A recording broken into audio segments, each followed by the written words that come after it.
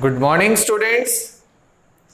हमने previous class के अंदर ईथर्स की केमिकल रिएक्शंस देखी थी, ठीक है, जिसमें हमारा कुछ पार्ट रह गया था और वो थी reaction of benzene ring.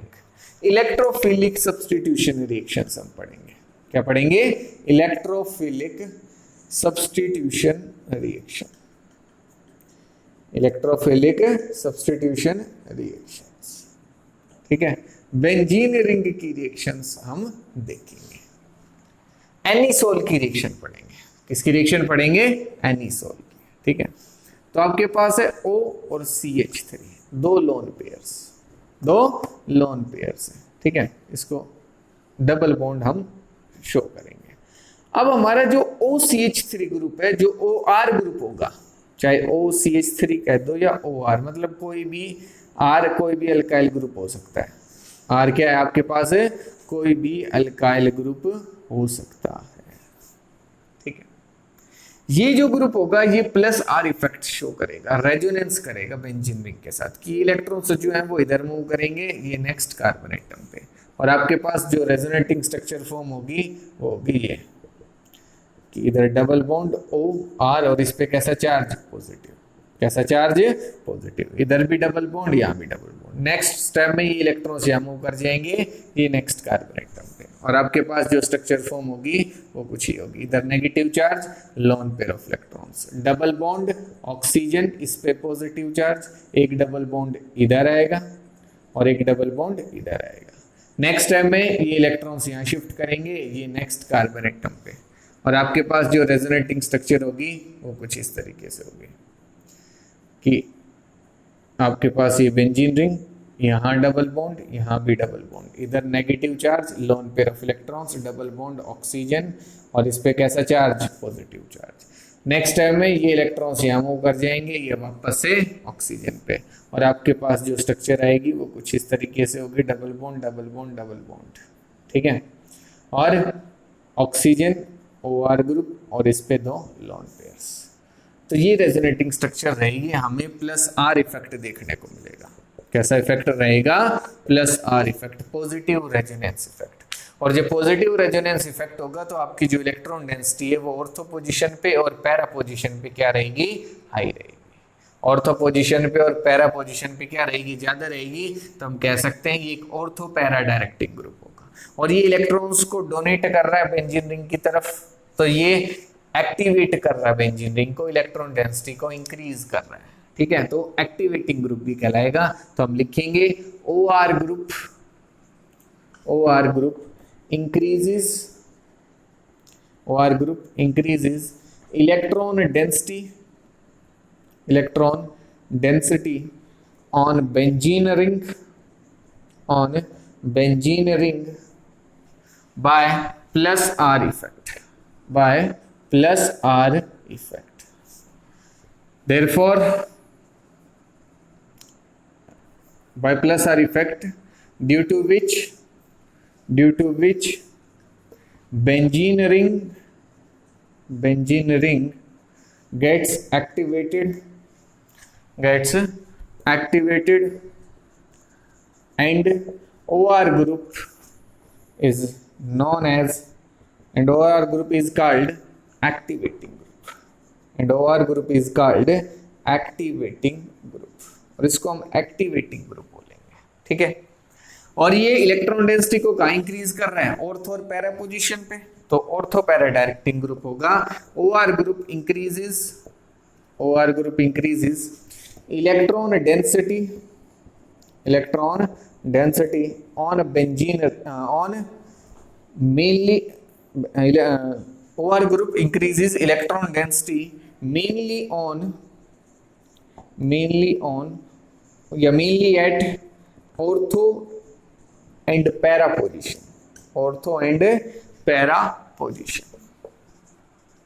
Therefore OR group is ortho para directing group. OR group is known as OR group is ortho para directing group. Ortho para directing group ही होगा। बेंजीन रिंग को electrons provide कर रहा है, दे रहा है, तो उसकी इलेक्ट्रॉन डेंसिटी को इंक्रीज कर रहा है, तो एक्टिवेटिंग ग्रुप भी है। और मेनली कहां कर रहा है, ऑर्थो और पैरा पोजीशन पे इलेक्ट्रॉन डेंसिटी को इंक्रीज कर रहा है, तो ऑर्थो पैरा डायरेक्टिंग ग्रुप भी हम इसको बोलेंगे। ठीक है, तो अगर हम बात करें रिएक्शंस की, ठीक है, अब हम देखेंगे इसकी रिएक्शंस की, डिफरेंट टाइप्स ऑफ रिएक्शंस जो है वो शो कर सकता है ईथर जब बेंजीन रिंग के साथ अटैच है। ठीक है, तो देखो ये हमारे पास है बेंजीन और इस पे लगा हुआ है OR ग्रुप। OCH3 भी हो सकता है, OCH2 CH3 कोई भी हम ग्रुप ले सकते हैं। ठीक है, तो जब हम इसकी रिएक्शन करवाएंगे chlorine in the presence of FeCl3, तो आपके पास क्या प्रोडक्ट बनेगा, OR ग्रुप, और यहाँ Cl लग जाएगा और इस पोजीशन पे भी Cl लग जाएगा। मेजर प्रोडक्ट पैरा प्रोडक्ट ही रहने वाला है। मेजर प्रोडक्ट कौन सा रहेगा आपका, पैरा प्रोडक्ट रहेगा। ठीक है, अगर इसकी रिएक्शन हम करवा रहे हैं CH3Cl in the presence of AlCl3, alkylation होगा। क्या होगा यहाँ, अल्काइलेशन। ठीक है, अल्काइलेशन, CH3 ग्रुप जो है वो ऐड हो जाएगा। तो बेंजीन रिंग OR और ऑर्थो पोजीशन पे और पैरा पोजीशन पे क्या लग जाएगा, CH3 ग्रुप लग जाएगा। कौन सा ग्रुप लग जाएगा, CH3। ठीक है, इसकी रिएक्शन हम करवा सकते हैं CH3COCl in the presence of AlCl3, anhydrous AlCl3। कैसा है, एनहाइड्रस AlCl3। ठीक है, तो जब यहाँ रिएक्शन होगी तो आपका OR ग्रुप और यहाँ लग जाएगा COCH3 प्लस पैरा पोजीशन पे भी लगेगा, ये तो ऑर्थो प्रोडक्ट हमने फॉर्म किया OR, और यहाँ क्या लग जाएगा, C double bond OCH3, acetophenone form हो जाएगा। ठीक है, इसकी रिएक्शन अगर हमने करवाई concentrated H2SO4 plus concentrated HNO3 के साथ, तो आपका जो प्रोडक्ट बनेगा वो ये हो जाएगा कि OR ग्रुप और इस पोजीशन पे NO2। ठीक है, ortho product plus para product भी फॉर्म हो जाएगा। तो बेंजीन रिंग OR और पैरा पे क्या लग जाएगा, NO2, नाइट्रेशन हो जाएगा। क्या हो जाएगा, नाइट्रेशन। और इसकी रिएक्शन अगर हमने करवाई कंसंट्रेटेड H2SO4 के साथ, ठीक है, इसकी रिएक्शन हमने किसके साथ करवाई, सॉरी कंसंट्रेटेड में यहाँ हम लेंगे SO3 with dilute H2SO4, sulphonation हम करेंगे। क्या करेंगे, सल्फोनेशन, डाइल्यूट आएगा सॉरी। ठीक है, और आपके पास वही दो प्रोडक्ट्स जो है फॉर्म हो जाएंगे, ortho product and para product. तो OR और यहाँ लग जाएगा SO3H। ठीक है, प्लस इसके साथ पैरा प्रोडक्ट भी बनेगा OR और यहाँ क्या लग जाएगा, SO3H, और ये रिएक्शन हो जाएंगी ईथर की। ठीक है, बेंजीन रिंग की रिएक्शन है, सारी रिएक्शन बेंजीन रिंग पे हो रही है, इलेक्ट्रोफिलिक सब्स्टिट्यूशन रिएक्शन। अब R हम कोई भी ग्रुप ले सकते हैं, CH3 ले सकते हैं, CH2 CH3 ले सकते हैं, कोई भी ग्रुप। ठीक है, तो उसके अकॉर्डिंग हमारी जो रिएक्शन है वो हो जाएगी। ठीक है, तो ये हमारी लास्ट रिएक्शन थी जो इसके अंदर बची हुई थी ईथर्स की रिएक्शन में, और ये इस चैप्टर, इस यूनिट की भी लास्ट रिएक्शन थी।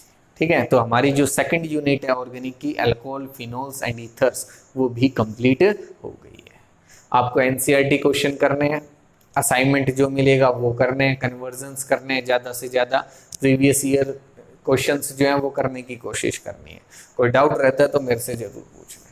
ठीक है, अब हमने इस चैप्टर की सभी रिएक्शंस कंप्लीट कर ली।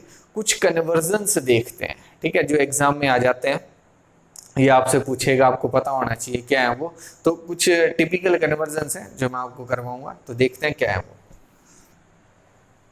अगर हम बात करें कन्वर्जन्स की, तो इस चैप्टर में, इस यूनिट के अंदर जो मेन कन्वर्जन एक बनेगा वो होगा मिथेनॉल टू इथेनॉल और इथेनॉल टू मिथेनॉल। मतलब एक कार्बन एटम हमें ज्यादा करना पड़ेगा और एक बार एक कार्बन एटम हम जो है कम कर रहे हैं। तो ये कैसे करेंगे, बिल्कुल आसान है ये कन्वर्जन्स। ठीक है, बिल्कुल सिंपल है कि आपको क्या फॉर्म करना है, CH3OH से CH3CH2OH। ठीक है, और यहां आपको क्या करना है, CH3CH2OH से CH3OH बनाना है। तो कैसे करेंगे इस रिएक्शन को? देखो, कन्वर्जन जब हम कर रहे हैं, कन्वर्जन करने का मतलब ये नहीं है कि आप डायरेक्ट इसको कि एक स्टेप में हमें ये फॉर्म करना है। उसके लिए हम डिफरेंट स्टेप्स यूज कर सकते हैं, आपने पहले भी किए हैं कन्वर्जन, ठीक है। और जब कन्वर्जन करेंगे तो आप कोई भी रिएक्शन, वो आपकी रिएक्शन ठीक होनी चाहिए, चाहे वो पिछले चैप्टर की क्यों ना हो, आप उसका यूज कर सकते हो, ठीक है। जरूर नहीं है कि ये कन्वर्जन हम इस यूनिट के अंदर पढ़ रहे हैं तो इसी यूनिट के जितने भी रिएजेंट्स हैं वो यूज करने हैं, प्रीवियस के या जो आगे जो यूनिट्स हैं उनके रिएजेंट्स हम यूज नहीं कर सकते, ऐसा कुछ भी नहीं है, ठीक है। आप कोई भी रिएजेंट यूज कर सकते हो, बस वो ठीक होना चाहिए, जो आप रिएक्शन कर रहे हो वो सही होनी चाहिए। और कोशिश हमें ये करनी है कि हमारे नंबर ऑफ स्टेप्स हैं वो कम से कम रहे, ठीक है। कुछ कन्वर्जन ऐसे होंगे जिनको हम कम स्टेप्स में भी कर सकते हैं और ज्यादा में भी कर सकते हैं। तो एग्जामिनर ये देखना चाहेगा कि आप कम से कम स्टेप यूज करके आपका जो प्रोडक्ट है वो कैसे फॉर्म कर सकते हो, ठीक है। तो इस बात को इसका आप को ध्यान रखेंगे कि कम से कम स्टेप्स यूज करने की कोशिश करेंगे। कई बार एग्जाम में आ भी जाता है, कहेगा carry out the following convergence not in more than 2 steps, 2 step से ज्यादा होने ही नहीं चाहिए। तो उस टाइम आपको 2 ही स्टेप करना है, अगर 3 कर दिए तो गलत हो गया आपका आंसर। तो ऐसे भी एग्जाम में क्वेश्चंस आते हैं, ठीक है। तो कम से कम स्टेप यूज करने की कोशिश करनी है। अब देखो हमारे पास है CH3OH एंड CH3CH2OH, ये हमें फॉर्म करना है। तो मिथेनॉल है, अब इसको कन्वर्ट करने के कई तरीके हैं कि मैं इसकी रिएक्शन करवा सकता हूं CH3, इस यूनिट के अकॉर्डिंग जो हमने पढ़ा है पहले तो वो देख लेते हैं कि CH3CH2 MgBr, CH3CH2 MgBr। जब हम ग्रिग्नार्ड रिएजेंट के साथ रिएक्शन कराएंगे ना ड्राई ईथर की प्रेजेंस में, तो क्या फॉर्म होगा, यहाँ जो प्रोडक्ट बनेगा मेन वो होगा CH3CH3। यहाँ जो अल्काइल ग्रुप होगा ग्रिग्नार्ड रिएजेंट में वो अल्कीन में कन्वर्ट हो जाएगा कि CH3CH2 है तो CH3CH3। केवल CH3MgBr ले लेता, क्या ले लेता, CH3MgBr, तो CH4 बन जाता। CH3CH2 लिया तो इससे CH3CH3 बन गया, मतलब जो अल्काइल ग्रुप लोगे उतने ही कार्बन एटम्स का अल्कीन बन जाएगा। 3 कार्बन लिए तो 3 कार्बन एटम्स का अल्कीन, 2 लिए तो 2, 1 लिया तो 1, ये फॉर्म हो गया। इसकी रिएक्शन हम करवा सकते हैं chlorine in the presence of light, chlorine in the presence of light. आपके पास CH3CH2Cl और इसकी रिएक्शन करवा दो एक्वस KOH के साथ, एक्वस KOH के साथ, तो Cl की जगह क्या लग जाएगा, OH लग जाएगा और आपका जो प्रोडक्ट था वो फॉर्म हो गया, दैट इज इथेनॉल। क्या प्रोडक्ट फॉर्म हो गया, इथेनॉल फॉर्म हो गया। तो इस तरीके से हम इस रिएक्शन को करवा सकते हैं,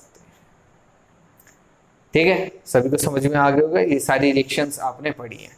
अब एक और भी तरीका है इस रिएक्शन को करने का कि यहाँ मैं रिएक्शन करवा सकता हूँ इसकी PCl5 के साथ या SOCl2 के साथ, तो OH की जगह क्या लग जाएगा, Cl लग जाएगा। OH की जगह क्या लग जाएगा, Cl। और अब इसकी रिएक्शन मैं करवाऊंगा sodium in the presence of dry ether. यहाँ जो रिएक्शन होगी वो वुड्स रिएक्शन होगी। कौन सी रिएक्शन होगी, वुड्स रिएक्शन, जो आपने फर्स्ट यूनिट के अंदर पढ़ी है। और आपका जो प्रोडक्ट बनेगा वो होगा CH3CH3, ये प्रोडक्ट बन गया।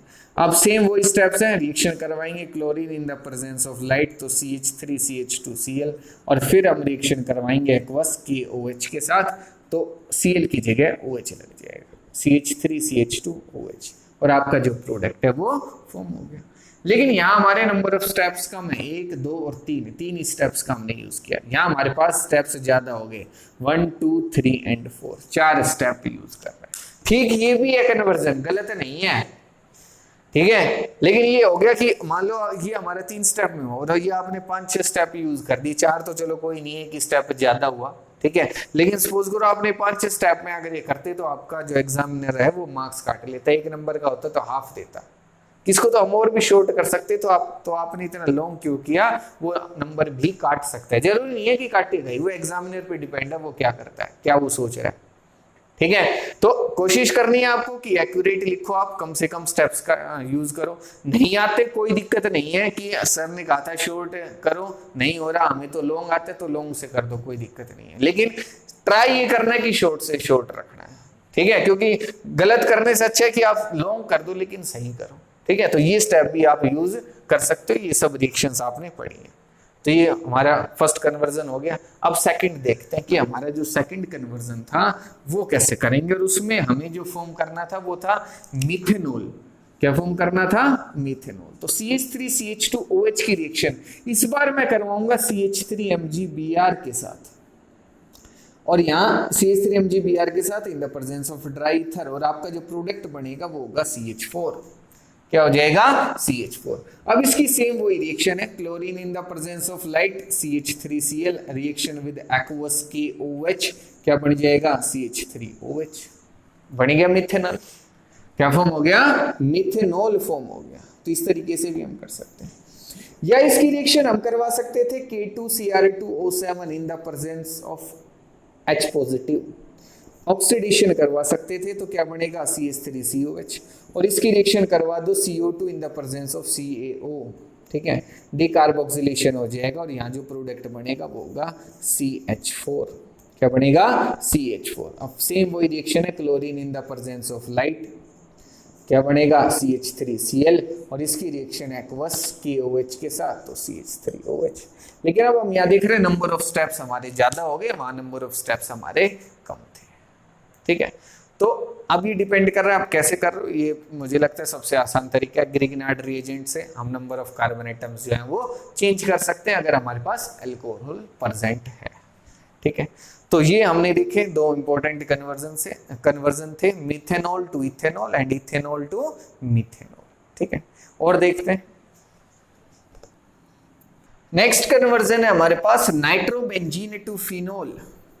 क्या है? Nitrobenzene to phenol. ये हमारे पास है नाइट्रोबेंजीन, बेंजीन के ऊपर NO2 ग्रुप लगा दिया, और अगर बेंजीन के ऊपर OH ग्रुप लगा देंगे तो फिनोल।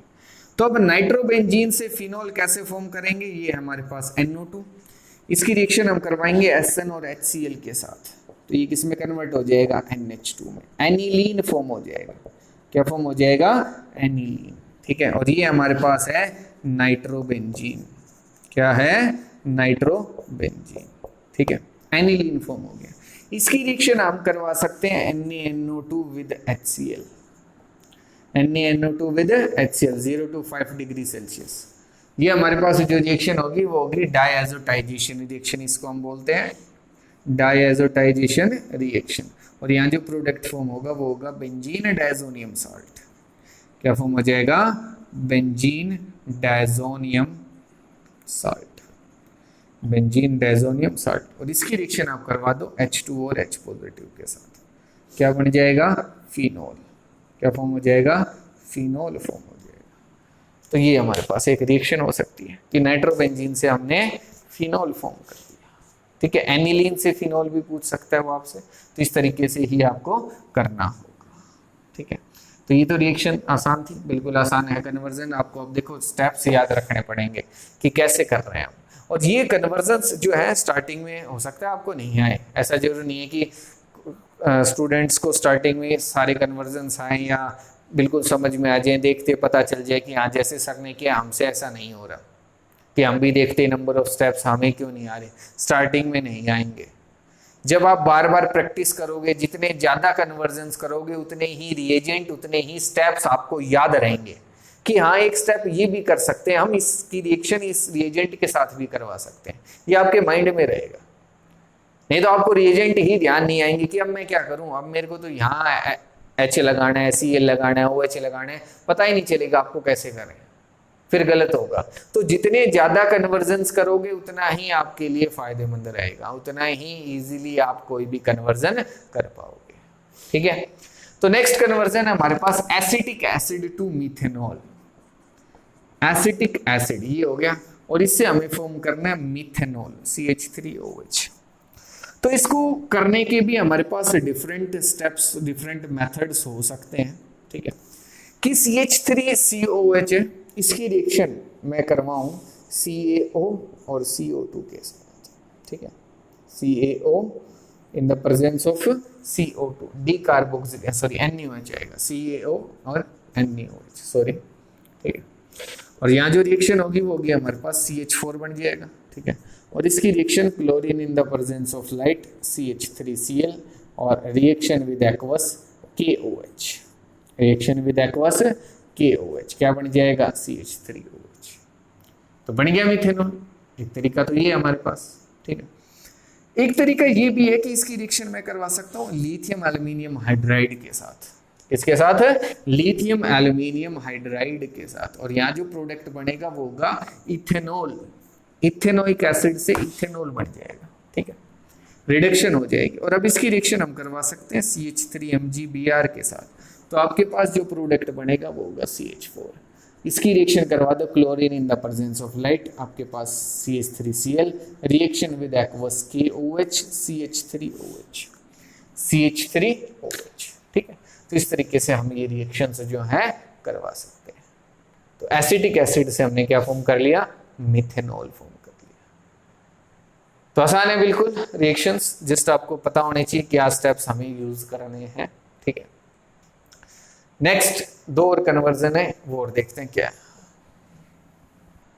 नेक्स्ट कन्वर्जन है हमारे पास phenol to aspirin and phenol to salol. Phenol to aspirin and phenol to salol क्या है?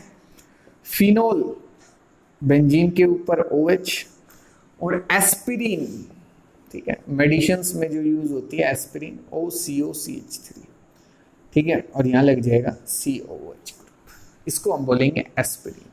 तो पहले ये कन्वर्जन देखते हैं, फिर उसको देखेंगे क्या है वो, ठीक है। तो फिनोल OH, ठीक है, हमें फॉर्म करना है एस्पिरिन। तो यहाँ तो मैं ये वाला ग्रुप लगा सकता हूँ COCH3, सिंपल एसिटाइलेशन करेंगे तो यहाँ हो जाएगा, ठीक है, CH3COCl के साथ। तो देखो हमें यहाँ COH ग्रुप लगाना, और उसके लिए हमने रिएक्शन पढ़ी थी CO2 in the presence of NaOH, Kolbe's reaction जो हमने देखी थी। कौन सी रिएक्शन थी? Kolbe's reaction. Salicylic acid form हो रहा था। क्या फॉर्म हो रहा था? सैलिसिलिक एसिड, COH ग्रुप लग जाएगा, 433 केल्विन और 4 to 7 एटमॉस्फेरिक प्रेशर। इस टेम्परेचर और प्रेशर पे रिएक्शन हो रही थी, और आपके पास ये क्या फॉर्म हो गया? Salicylic acid. क्या फॉर्म हो गया? सैलिसिलिक एसिड, ठीक है। अब इसकी रिएक्शन मैं करवाऊंगा CH3COCl के साथ, CH3C डबल बॉन्ड OCl के साथ, ये बाहर चला जाएगा। Reaction of reaction of removal of H positive, protonation reaction में हमने देखा था। और ये जो ग्रुप है इस कार्बन पे पॉजिटिव चार्ज, ये इस ऑक्सीजन पे अटैक कर देगा, और आपके पास जो प्रोडक्ट बनेगा कि OC डबल बॉन्ड OCH3, और यहाँ क्या लग जाएगा? COH, and this is aspirin. क्या ये आपके पास एस्पिरिन है? क्या ये एस्पिरिन? ठीक है, तो ये हमें फॉर्म करना था, ठीक है, एस्पिरिन। फर्स्ट कन्वर्जन हो गया। नेक्स्ट देखते हैं फिनोल टू सैलोल। नेक्स्ट है phenol to सैलोल।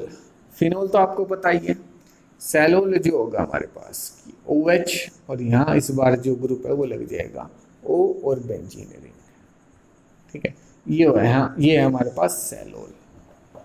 This is phenyl salicylate, इसको हम बोलते हैं, क्या बोलेंगे? फिनाइल सैलिसिलेट, ठीक है। कैसे फॉर्म करेंगे?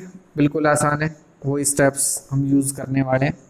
रिएक्शन करवाएंगे CO2 in the presence of NaOH, CO2 in the presence of NaOH, क्या होगा कि आपके पास सैलिसिलिक एसिड फॉर्म हो जाएगा। कोल्ब्स रिएक्शन, वही सेम रिएक्शन, ठीक है, कोल्ब्स रिएक्शन हमारी फॉर्म हो गई।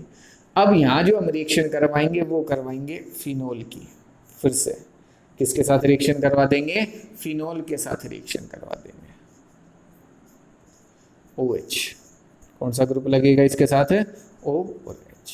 तो यहाँ से H2O का रिमूवल हो जाएगा। किसका रिमूवल हो जाएगा? H2O का, ठीक है, कुछ इस तरीके से OH H2, ठीक है।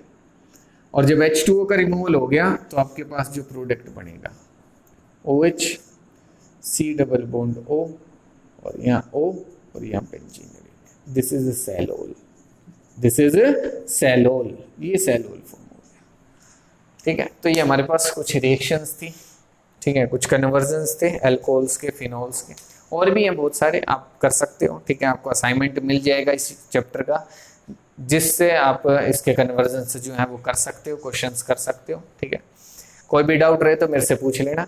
फिर इसकी प्रॉब्लम और इसके असाइनमेंट के बाद हम जो है इस चैप्टर का टेस्ट लेंगे संडे से पहले ही।